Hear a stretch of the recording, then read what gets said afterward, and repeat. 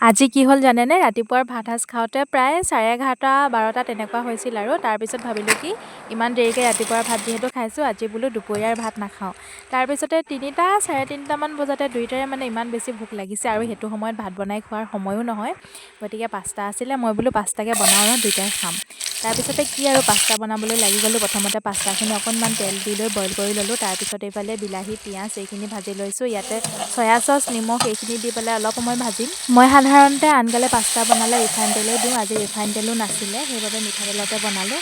তাৰপিছত ভাজি লোৱা পিঁয়াজ বিলাহীখিনিতে মই এতিয়া বইল কৰি ৰখা পাস্তাখিনিও দি দিছোঁ। তাৰপিছতে ইয়াতে অকণমান ৰেড চিলি চচ দিম। ৰেড চিলি চচখিনি দি লৈ এতিয়া এইখিনি মই অলপ সময় ভালদৰে মিক্স হ'বলৈ দিম আৰু তাৰপিছতে ইয়াতে টমেট' চচো দি দিম আৰু এইখিনিও আকৌ মিক্স হ'বলৈ দিম ভালদৰে, মানে মিক্স কৰিম আৰু তাৰপিছতে ইয়াতে অকণমান পাস্তা চচ দি দিম। পাস্তা চচ দি দিলে পাস্তাখিনি খাবলৈ আৰু বেছি ভাল লাগে জানেনে।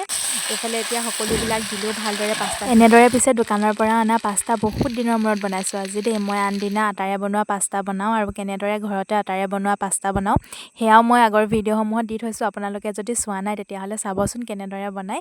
আটাৰে বনোৱা পাস্তা খায়ো পিছে খুবেই বেছি ভাল লাগে। তাৰপিছতে আকৌ অকণমান চীজ দি দিলোঁ আৰু এইফালে এতিয়া পাস্তা হৈয়ে গ'ল, গৰম গৰমে দি লৈছোঁ যিহেতু সময়ো হ'ল, ভোকো লাগিছে আৰু এতিয়া আমি গৰম গৰম পাস্তা খাই লওঁ। আকৌ লগ পাম, বাই।